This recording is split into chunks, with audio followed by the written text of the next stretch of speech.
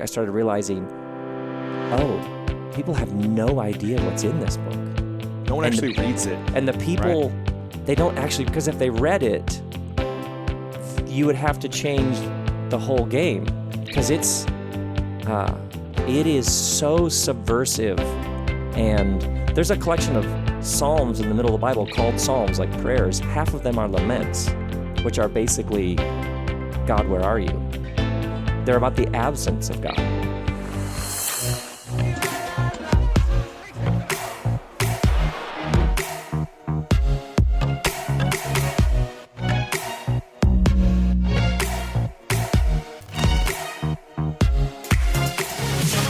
Welcome, everyone, back to the School of Greatness podcast. We have one of my dear friends in the house, Rob Bell. Good to see you, man. It's so good to see you. How you doing? It's so good to be with you again. I'm so pumped. One, because the Cavs are winning right now. Go Cavs, go LeBron. Absolutely. And I mean, like during NFL season, when you're over at our house on the couch for a whole Sunday, you need to come. This week, you need to start coming over for playoffs. I'm coming. I got this new pasta I'm making with lentils I think you'll love. Your food is amazing. You've been going vegan, like trying different things. I love it. Oh, we're trying all kinds of things. The almond pesto, I think you made one time. I was thinking about the almond pesto for tonight. Oh, I might have to come by. Yeah. And especially when the Cavaliers with the greatest basketball player ever to play the game of basketball, LeBron James. It's true. What is it? 6 times has been in in a row? 6 times in a row in the finals? Right. Is this 7 or is this 6? This will be 7. If he goes to the finals. Yes. When he goes to the finals. Exactly. Against the Golden State Exactly. Warriors. You and I are so confident about this. Unless something happens where they get injured, but knock on wood, they don't. I'm super pumped. The last time you were on was 2 years ago, we found out, almost, right? Yeah. 2 years ago. Yeah. You've been on 3 times, I believe. It's really 2, but we did a 2-parter. Make sure you guys go watch and listen to the previous one. But, gosh, I'm surprised you haven't been on back since then. Because our conversation, maybe we just have these conversations when we're hanging out so much. We had these conversations when we're hanging out. So to record it would be like, never mind. Yeah, right, exactly. You've got a new book out called What is the Bible? How an Ancient Library of Poems, Letters, and Stories Can Transform the Way You Think about and Feel About Everything. And I'm pumped that you came out with this book. Here it is in the video if you guys are watching online. I'm pumped you came out with this book because I've had many conversations with you about the Bible. And religion and spirituality and all these things because it's so confusing. Yeah. There's so many different points of views, opinions, judgments out there that part of me sometimes just like screw the Bible, thought process. Just kind of like screw this because, it's very contradictory in the things it says. One person says something different than someone else. Someone said that God said something, and how do we know that's the truth? And it's goes all around and around. And I love there's a part here at the end where it says, don't drag God into it. Someone else wrote this, and that's how someone understood that event. Yes. It's not what God said to the person. It's what they think they felt or heard or thought about it, right? Yeah, right. And then they wrote down their experience. Yeah, and I'd begin by saying, you're right. The Bible has caused so much damage. In many ways, it's often been an agent of dragging everything backwards, and it hasn't participated in the ongoing evolution of humanity. It's been a voice for primitive, outdated, violent, barbaric forces. I mean, even in our culture right now. So I'm aware that in 2017 to put out a book with the word Bible in it, for many people, just the word is like, seriously, come on. Right. And actually, I think part of my work has been, to me, that's an injustice. And part of it is showing people what you were told wrong. And most people aren't reading it well. From the hardcore right-wing religious to the hardcore against the Bible, most of them are reading it as fundamentalists and missing what's really going on here. Reading it as literal is what you mean. They're almost like reading it and going, you either have to believe it literally is true or you have to deny that it literally happened that way. And both and you're wrong. Are a misunderstanding. The biologist, who's like, all you faith people are idiots, and the hardcore conservative fundamentalist who's like, well, you're going to burn in hell, are all actually reading this book differently. So what you were saying, I think, is so helpful. The Bible was written by real people in real places at real times. So you start there. People wrote stuff down. That's it. And what's really interesting, like, the Bible was written on 3 different continents over 1,500 years by like 40 different authors. 1,500 years. Yeah. So this wide span of time. And a lot of things that are in the Bible were oral traditions. They were stories you told around the campfire to make sense of things. What does it mean to be a man? What does it mean to be a woman? How do you forgive?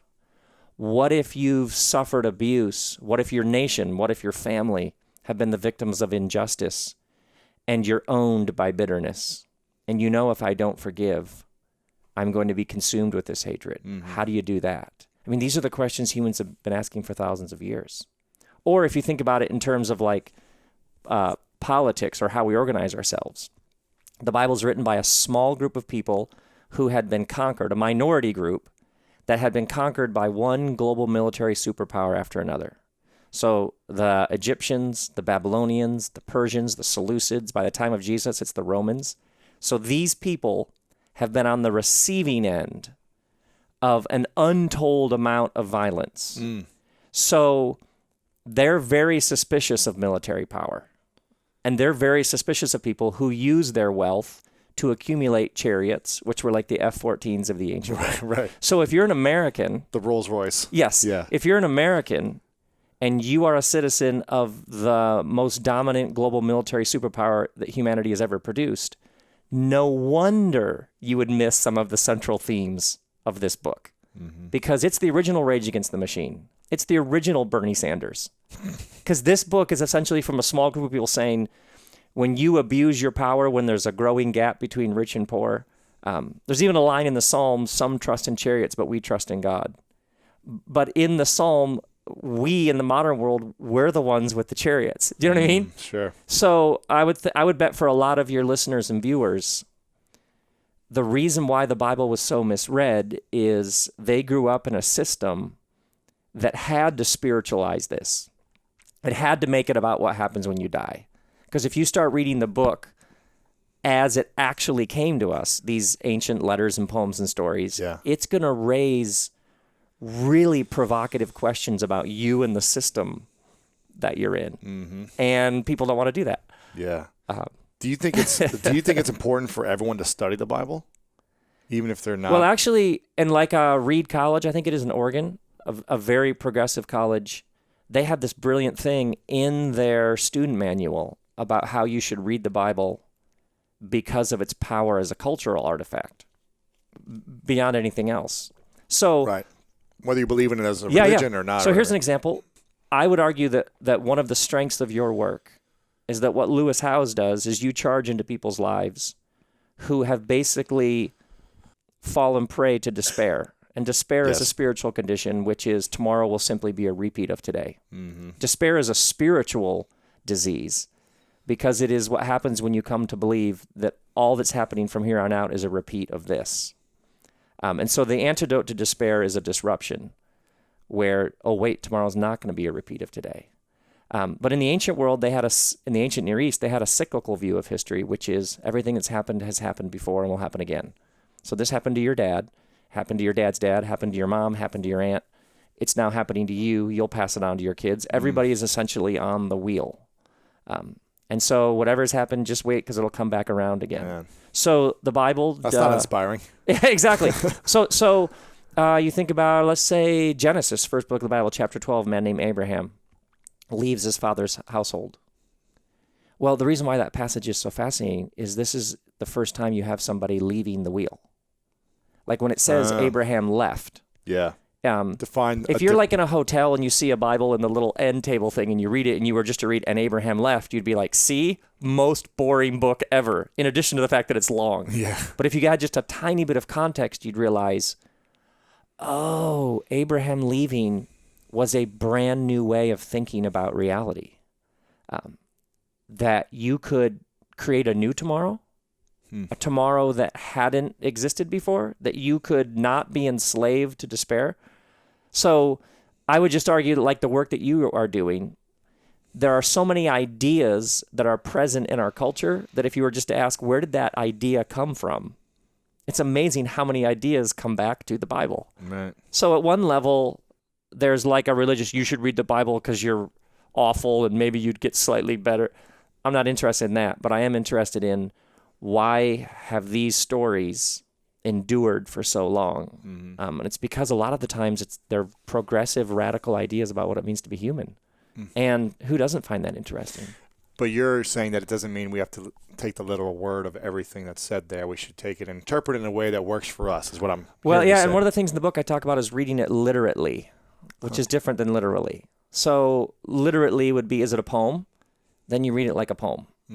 And some agony, some betrayal, some struggle, if you talk about it literally, literal language won't do it justice. So my wife, Kristen, we're about to celebrate 23 years of marriage. Wow. If you were to say to me, why did I fall in love with my wife? And I said, well, she was 5'7", she drove a Honda, and she's from Arizona. Yeah. That's true. I mean, those are literal facts, but you'd be like, that is one weird, you know what I mean? That is one weird relationship. But if I said to you, I don't know, when we got together, it was like I'd found my other half. Well, you mean like I was limping up till then? Or like, no, but I shifted into a completely different kind of language because that's the kind of language you use. It's like a poem. Sometimes you need a poem. Some things are so beautiful that a science textbook with technical language would actually ruin it. But then in other situations, I need the facts. I go to get my car fixed. I don't need the guy to say, well, your carburetor is just in a bad mood. You know what I mean? Like I need, it's the X945. We can get it here by tomorrow. Yes. So one of the main problems is modern people became so obsessed with technical, precise language. Exactly how tall, exactly how much does it weigh, exactly how much RAM does it possess. Like that we're not as good at talking in other forms of language. And when you read this book, you're reading history mixed with poetry. You're reading poetry mixed with history. You're reading rants.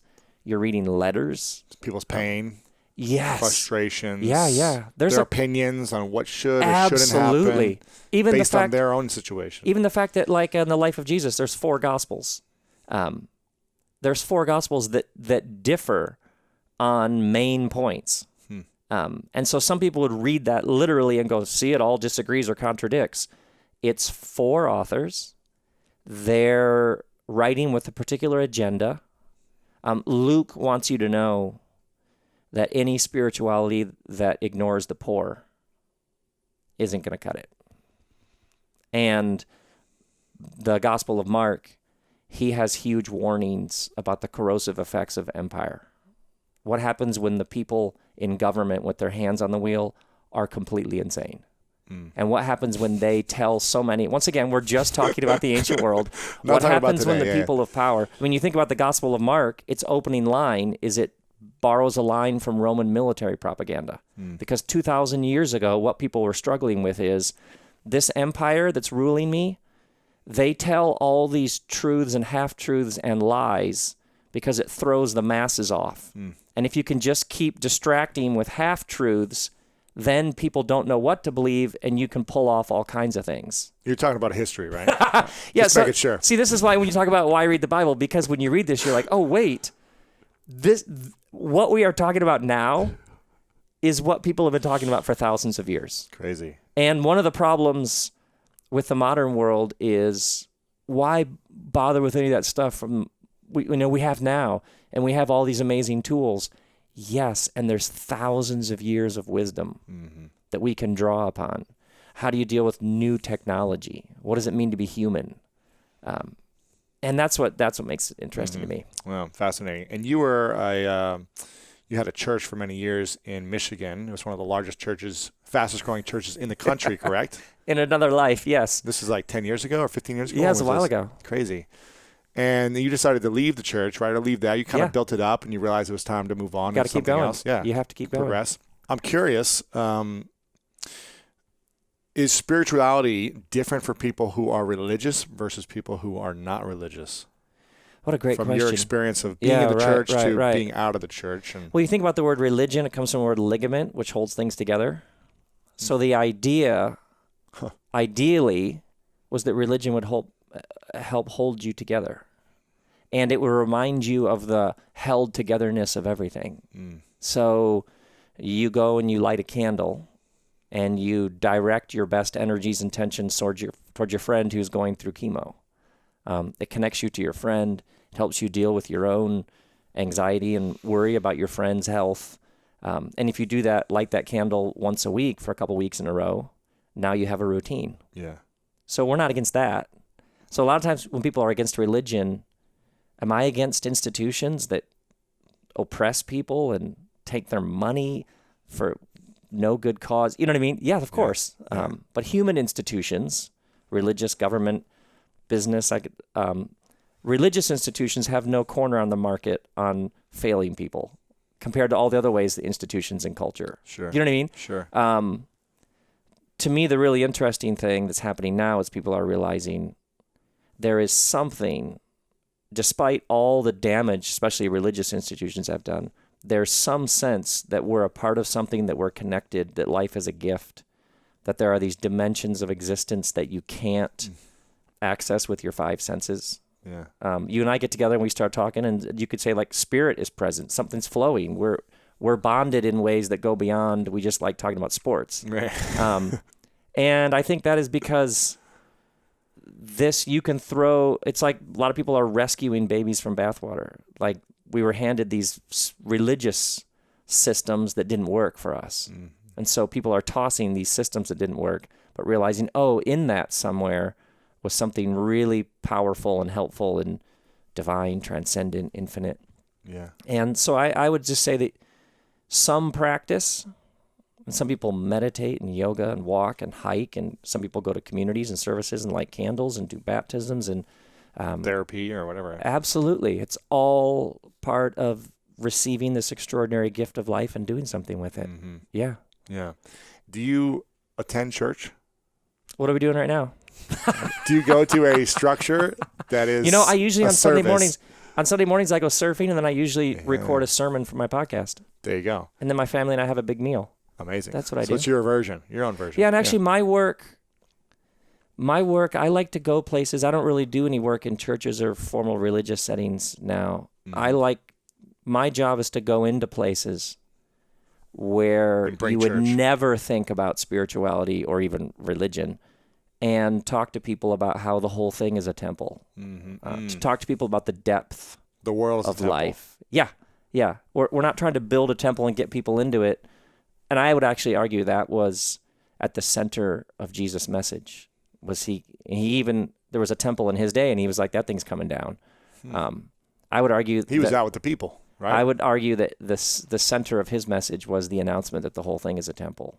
Work, business, raising a family, art, caring for the environment, all of this, standing up for the rights of refugees and immigrants, all of this is holy, sacred work.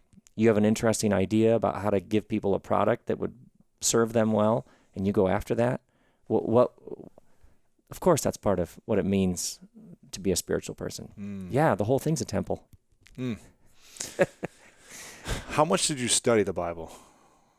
Well, were you reading it I mean, a lot? I went to sememinary, so I did like a master's degree where you studied like form and textual criticism, and I studied Greek and Hebrew. I did all that stuff for a number of years. Wow. And then I got a job in a church. This would have been my early 20s, and I started giving sermons, because the sermon for me, I realized I'm here to reclaim the sermon as the art form that it is. That the sermon got hijacked along the way.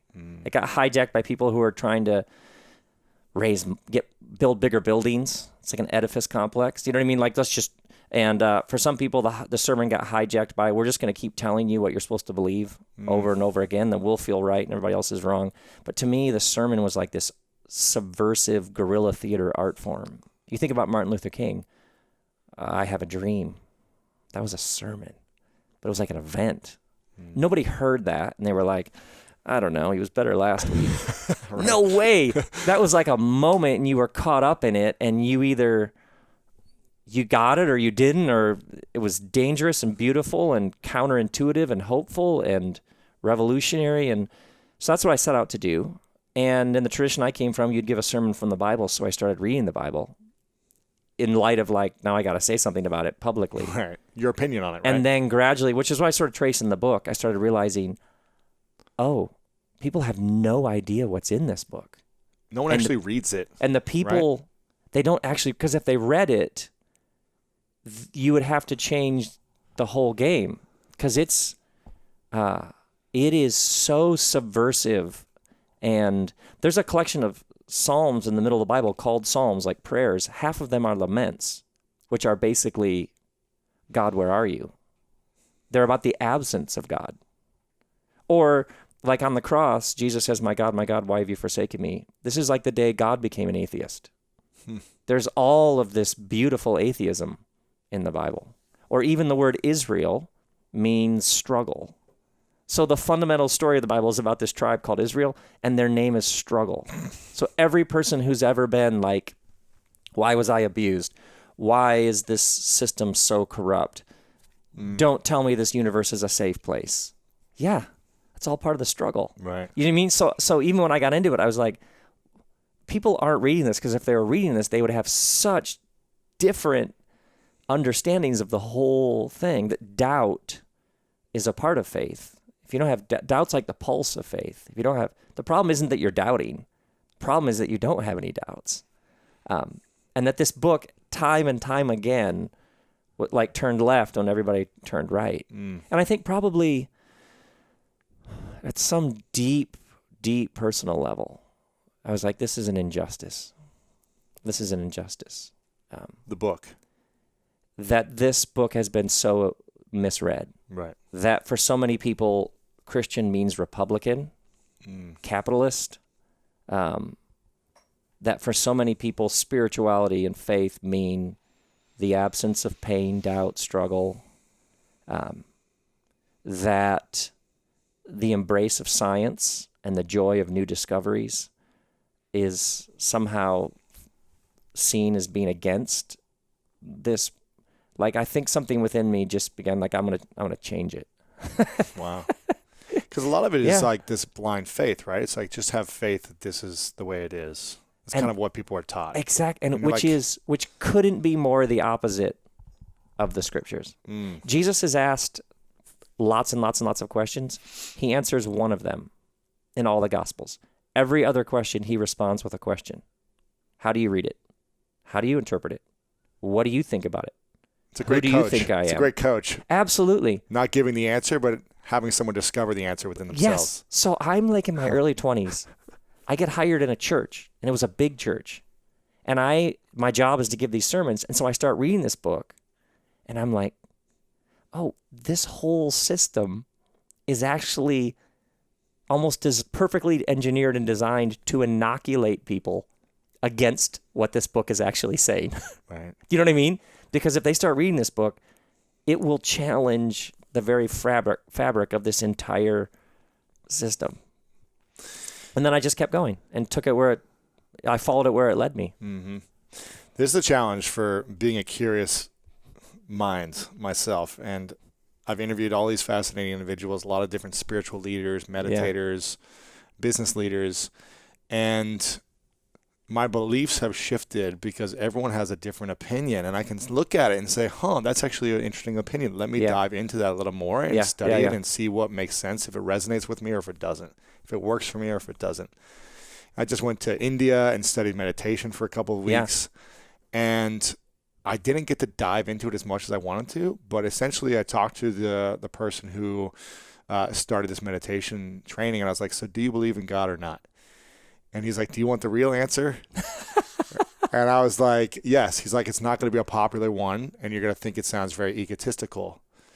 And I'm, paraphrasing it, but he was like, I believe that we all are our own God, essentially, that the wisdom is within us.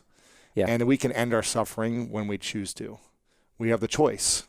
Based on obsessive, self-centric thinking, we suffer, we worry, we stress, we have anxiety. We inflict all this agony on ourselves. When we remove, and then we say, well, we need, if God is the only person that can end our suffering, if we're like praying to something to end it, we can always choose to end it whenever we want, when we're aware and we remove those thoughts and think about something else, come from a place of gratitude and a place of, opportunity and control or whatever these other things. And so there's just so many different opinions out there. Right. There's science. You had an incredible tour where you talked about, a particle that turns into, the expanding universe. Another thing, and the next thing, we're always creating something new. Yeah. What is the truth? What is the answer? Well, the first thing is to realize if it's true, then it will. If it's true, then it will fundamentally have paradox baked into it. Give me an example. okay, let's say there's some infinite divine source of everything. However you want to define, because even when people use the word God, that's so loaded. It's so like, I would what just is say, that? Yeah. let's say there's some divine source of it all. If you could fully know that source, meaning creation of it all, or just the whole thing where it flows comes from something, it's sustained by something. There's something more than just the physical reality we see. Yes. Let's just say like a really basic idea like that. If it was completely knowable, then it wouldn't be infinite. It wouldn't be very big. If your mind could wrap itself around there, that's not really going to be capable of sustaining something this interesting. Right. But if it was unknowable and elsewhere, then what about all the great art? What about all the moments of love when you're like, there's something infinite happening between us? Yeah. So source would be both known and unknown. Do you know what I mean? Yeah, of course. So there would be a fundamental ambiguity that would sit side by side with the clarity. I know that when I serve and give beyond myself, something happens that I affirm, that I can't quite fully comprehend, but is real. By the way, the Germans had a word for this, Grenzebegriff. The German word Grenzebegriff means that which is real, but beyond analysis. So it's that which in your bones, Lewis Howes is like, when I give and serve and move beyond myself and don't just ask what's good for Lewis Howes, but what do I have that I could share, I am at that level connecting with something much larger than myself. Yeah. And the worse off the conditions are, the more it costs, somehow it pulls something out of me even more, which is transcendent, supernatural, divine, miraculous, whatever you want to say. So that is both as real as it gets for you, and yet put that on a spreadsheet. You know what I mean? Right. Take a photo of that on your iPad. Right. So if it is real, if there is some divine source, it's going to pull multiple things. So you can see then the danger of a fundamentalism. This is how big God is. These are the 7 steps. It's like, no, you haven't left enough room for mystery. But I don't know, man. We can't know anything. Yeah, but I know this guy Lewis Howes, and when he serves, it makes the world better. So we can know that. So it would have this both universal and particular. It would have both this absolute and this ever-evolving. And that is, I would argue, the problem is people fall to either side and aren't willing, because the modern mind loves the binary. Yeah. Is it this or is it this? Are you a winner or are you a loser? Right. Success or failure? But the problem is, in failure is where all this interesting stuff happens. So essentially, even to talk about God in a way that might actually not make you crazy, you have to move from this binary thinking to what some would call a non-dual awareness, where you begin to be able to hold two truths that appear to be opposing at the same time. So I would start there. So what? And now we have something to talk about. Now we have something to talk about. Like in that Everything is Spiritual tour that you came to. Yes. I mean, because 13.8 billion years ago, the universe explodes out of infinite compression, an infinitely compressed point of nothingness, sometimes called a singularity. That's what scientists are saying right now, is that the universe is 13.8 billion years ago, and it came out of a point of infinity, and it's just been expanding ever since. And at first it was just subatomic particles, and then about 3 minutes in, it formed atoms. Those atoms formed molecules. Somewhere around the 13 billion mark, those molecules began to form cells, and you had inorganic and then organic cellular life. And then sometime in the 13 billion, that's about 9 billion, 13 billion years in, you have the earth with animals, and then you have these sentient, upright Homo sapiens that can write poems and talk about this stuff. And people are like, there's no mystery? That just happened? So I would, my starting point, any discussion about God would simply be, we're here, and this thing has been expanding and unfolding. And if you're going to tell me, no, it's just molecules, it's just synapses, it's just cells, I would say, seriously? The most intellectually honest thing to me would be to leave space for something. Let's just start there. Yeah. Then the question becomes, well, would you name that? It's interesting, in the Bible, there's lots and lots of different names for God. Because essentially when you use the word God, you're trying to name ultimate reality. So, and that's what actually started to happen to me when I was studying the Bible, is I was like, wait, there's a bunch of different names for God here. And this person uses this name, and this person talks about mystery. This person talks about revelation, the idea that there's some things you can know. So that's what happened to me, is when you're like, well, how can you know which is which? This is what the writers of the Bible were wrestling with. Wow. You know what I mean? Or how can we know if God is on our side? Because we're slaves. Is God okay with this arrangement? Is the universe okay with this person owning us? So the Exodus story, this big giant rescue of slaves and Moses, that was a story asking the question, is the universe okay with us being owned?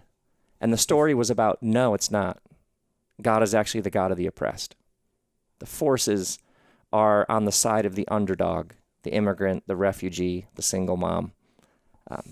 So that's always, to me, an abstract talk about God isn't that interesting. But I start talking about, if there is a God definitely that God would be on the side of the refugee, right? The immigrant, the single parent trying to hold it together. Much more interesting. Yeah. What's the beliefs that you've had maybe over the last 20 years that have been shaken up? That you thought, like, this is 100% true. Right. And then, actually, let me lean into this a little bit. And absolutely, yeah, right. Actually, no, for me, it's not my belief anymore. Is there anything that's happened in the last 20 and also 10 and also 5 and 2 years? Absolutely. I can think of one right away. The realization that spiritual was not things that exist in some other realm. And when you die, then you go to some other realm.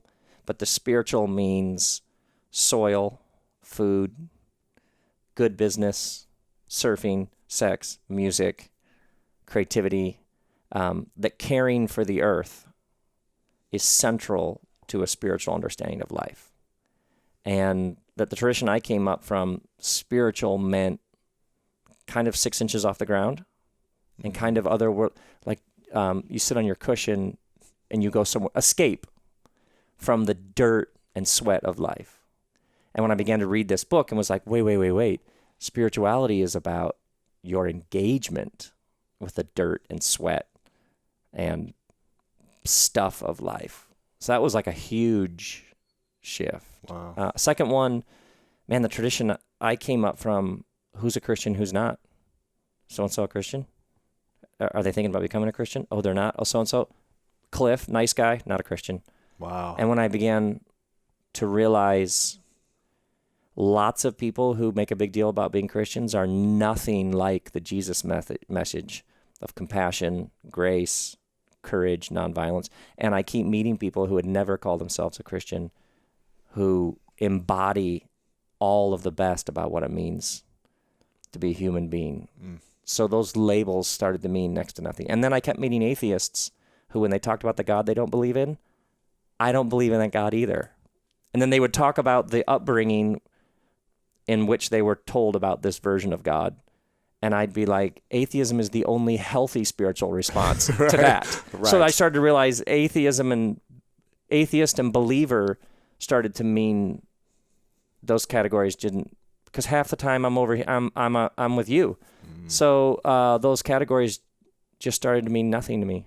Literally to this day, mean next to nothing. But you and I, and the talks we have, and the depth of life and human experience that you and I want to taste and feel and soak in, that's something. That's what we're talking about. Absolutely. What would you say is your purpose now? And how has it evolved? I want to help people connect with the depth and joy of life. And I use those two because the moment you talk about joy, people are like, what about cancer? That's why I talk about depth. Is what the modern world does is it cuts you off from the depth of life. Just skim the surface, just numb the pain, just skate. And I do that because I come out of this Jesus tradition that believes that there is a fullness to life that you can actually experience. So that's what I want to talk about, the joy and the depth. And I just keep announcing that the whole thing is a temple. Everything. It's all sacred. It's all holy. You don't have to go on Sundays to reach it. The whole thing's a temple. Yeah. The meal, the conversation, the waves I will be catching tomorrow. You know what I mean? It's all sure. My kids, trying to launch a business, trying to get along with an ex-spouse, it all takes place in a temple. Yeah. All this ground is holy.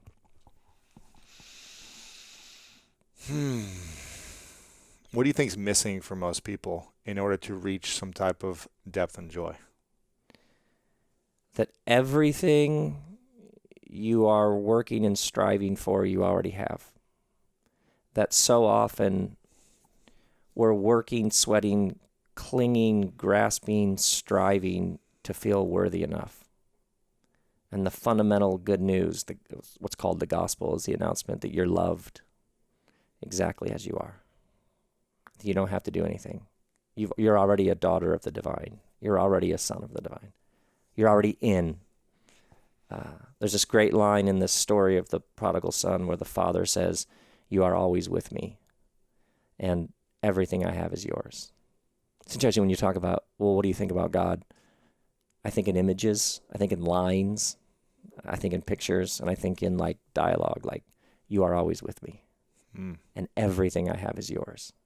So all of the stuff that we do to feel like we measure up, that we're worth, it's all been taken care of. You're fine.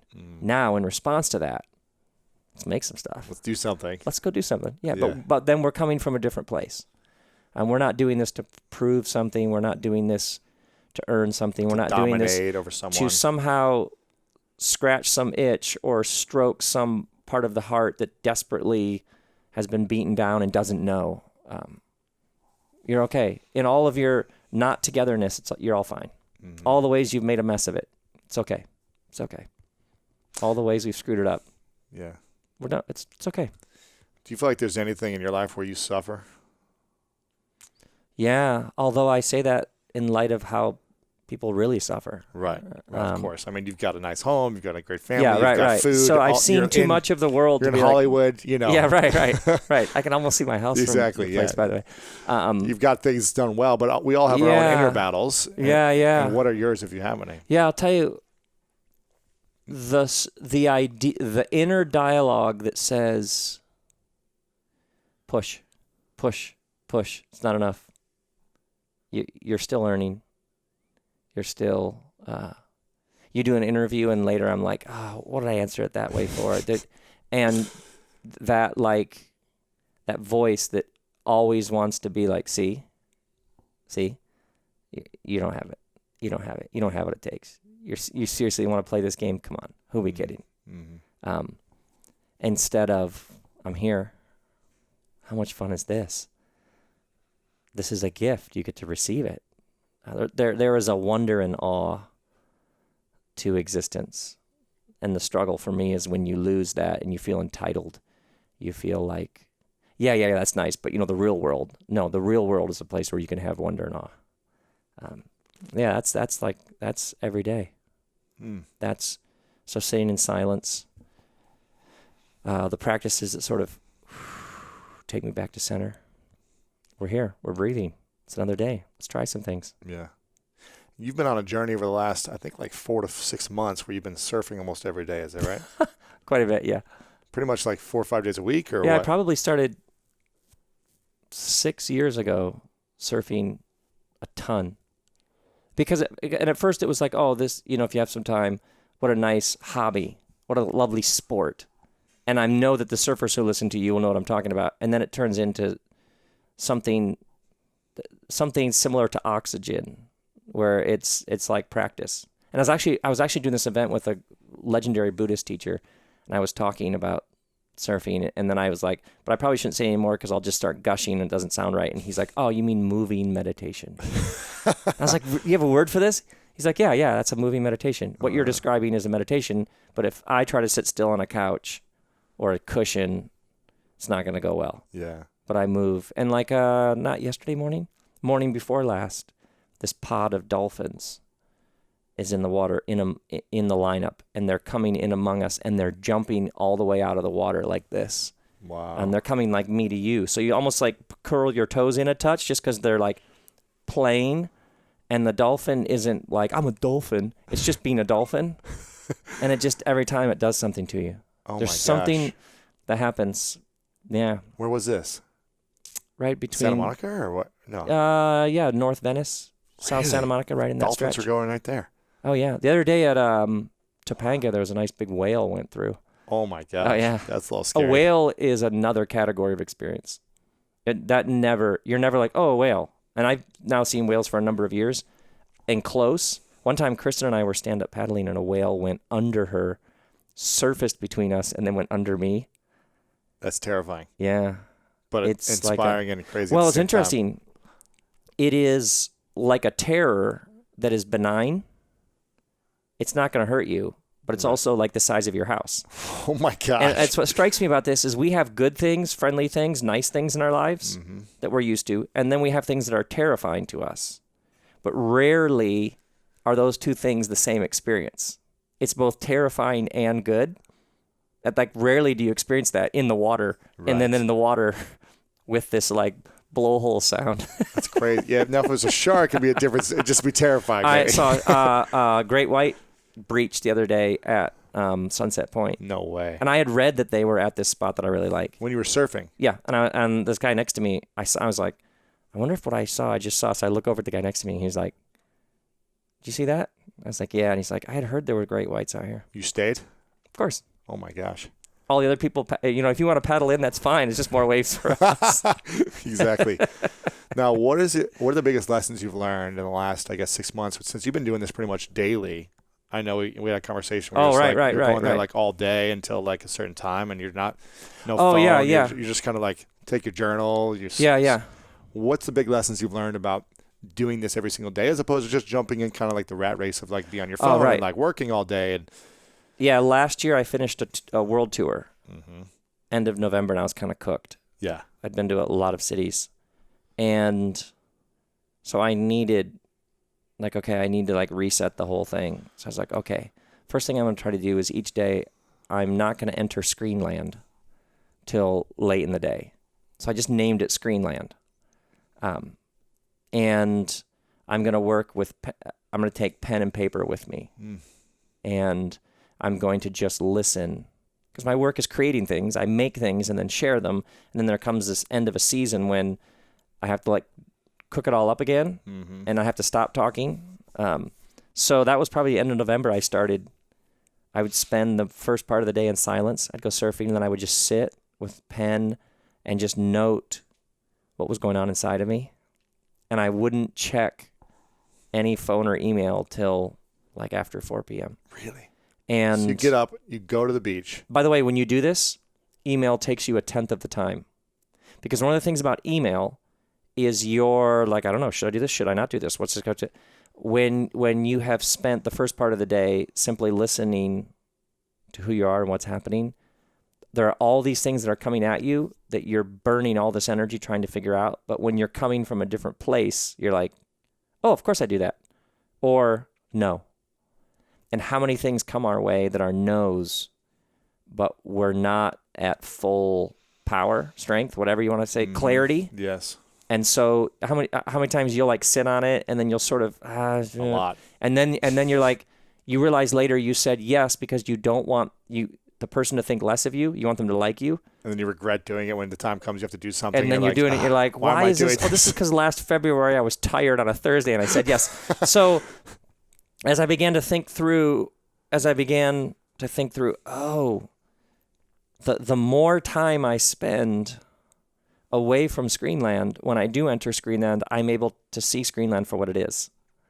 And that's not my path. I'm not to do that. And letting that person down is the only path forward. So let's just let them down. Right. And I also was struck that it wasn't like we went a couple of weeks and then it was like, oh, good, I'm rested, let's go back at it. The interior is infinite. See, for many people, the universe, does it just go on forever? Does it just push on forever? Could you just travel if you had a ship and you could just go and go and go?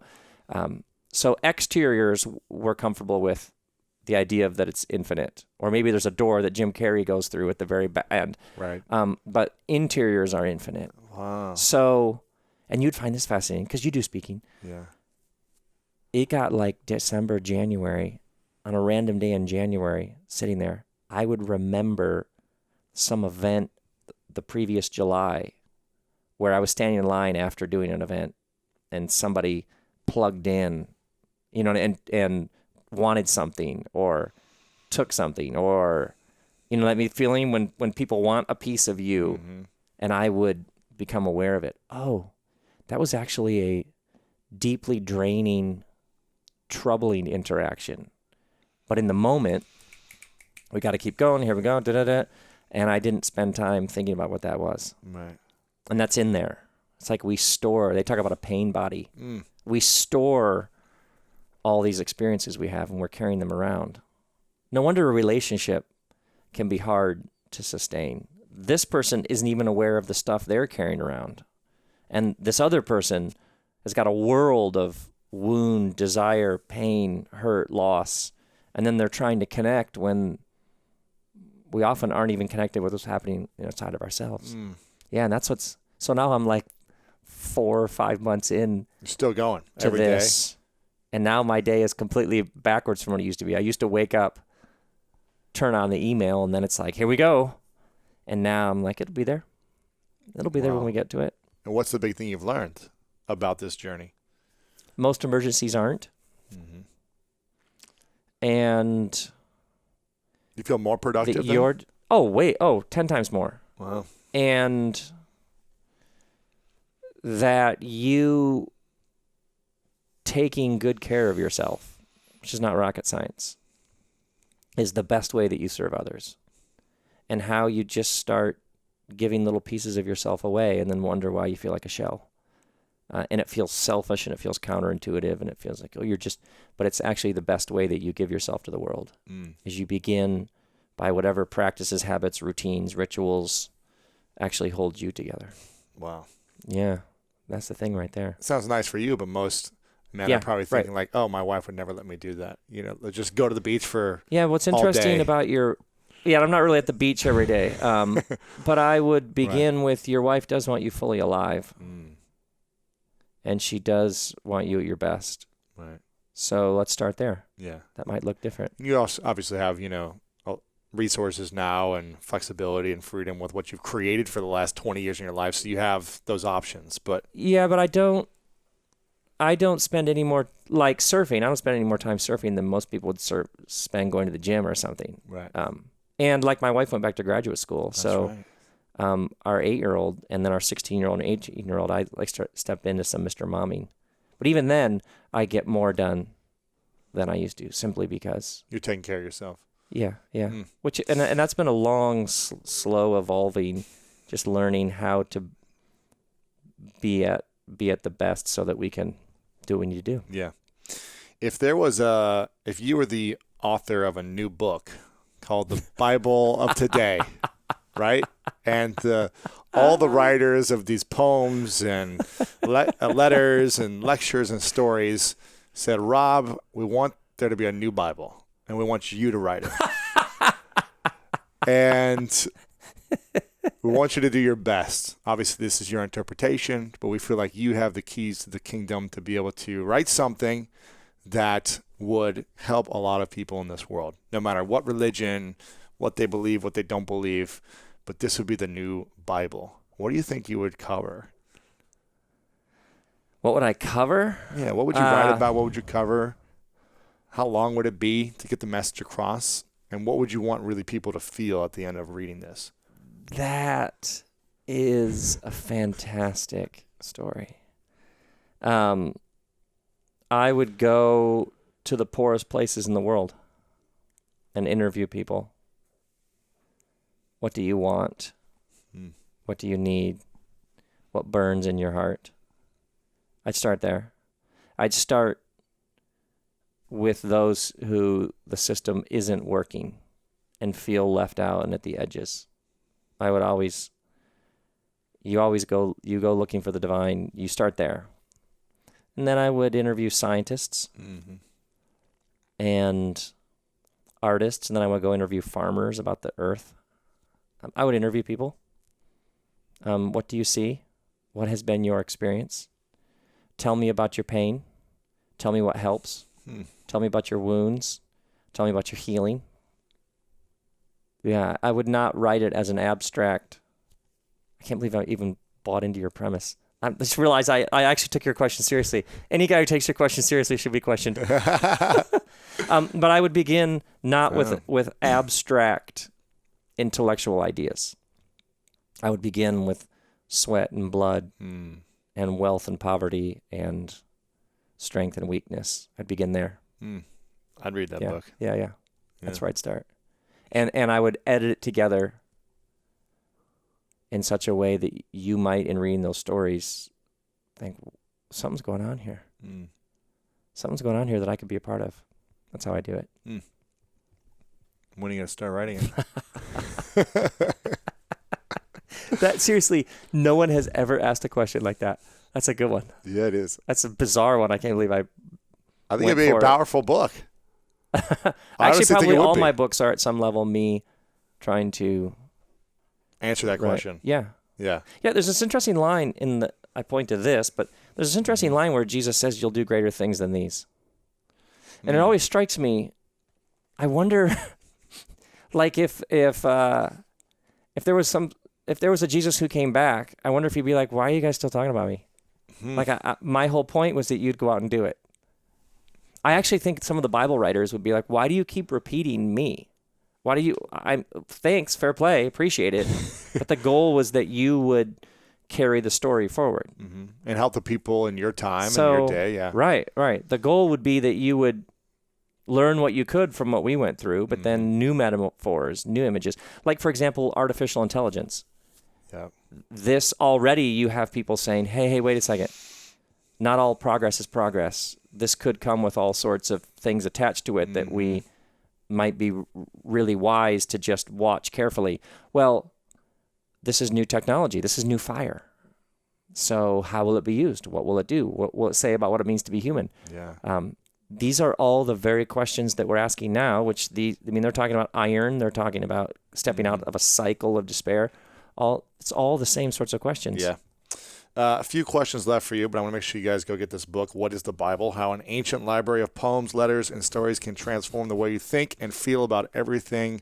You can go get it at robbell.com, or you can go on Amazon, Barnes & Noble, everywhere else the books are sold. I don't think I asked you this question on the last time, so I'm going to ask it to you here, and this is called The Three Truths.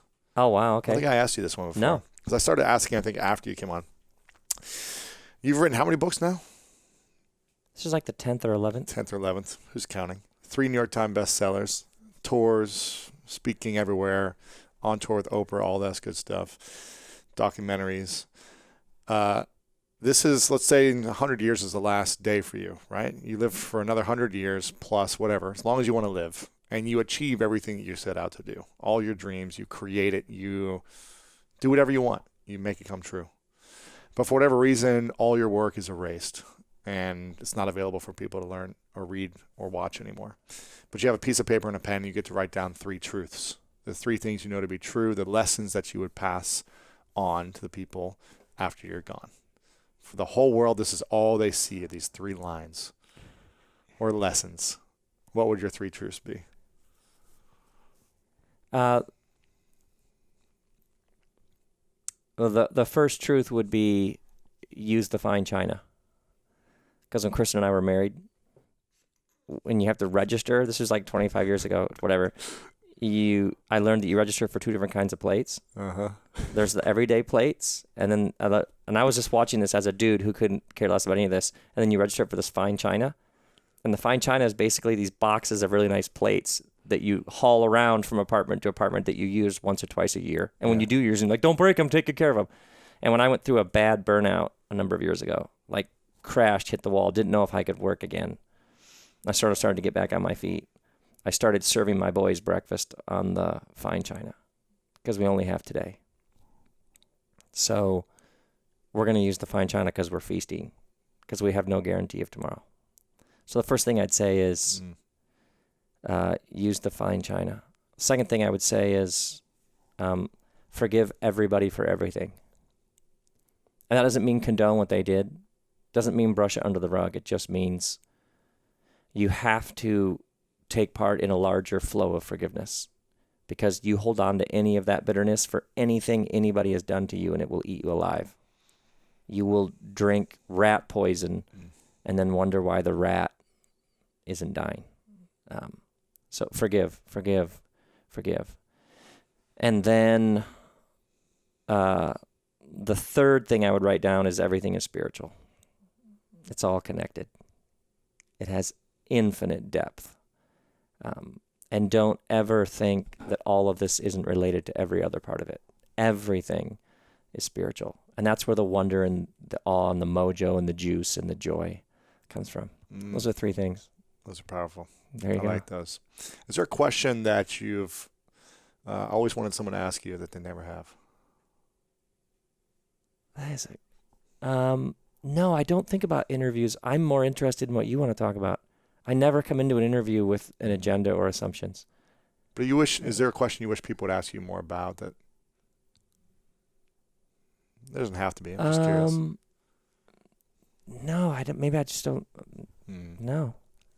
And if you had to have a tattoo on your forehead in reverse that only you could see if you were in the mirror, what would that word or phrase be? Yeah, I would have grace and peace.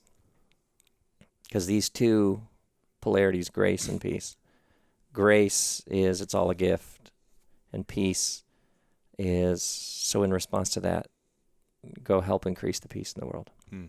Okay. One's about awareness, one's about action, one's about doing nothing, one's about doing whatever you can. Yeah. Okay. I'll look for that tattoo in the future.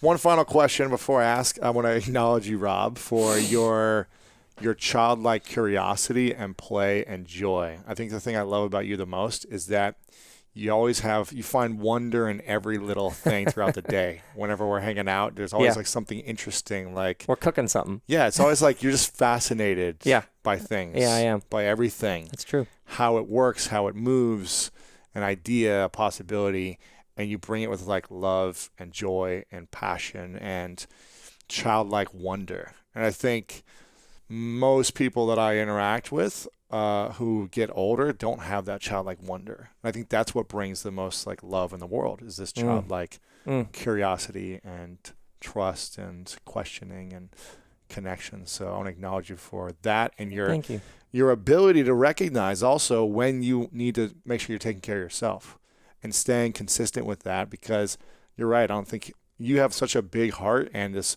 mind of wisdom that could help so many people. And you making sure you're taking care of yourself is so powerful because you're helping more people in that process as opposed to being burnt out. So I acknowledge you for taking a step to the side to take care of yourself so you can help more people. Yeah. That's beautiful. Yeah. Thank you. Final question is, what's your definition of greatness?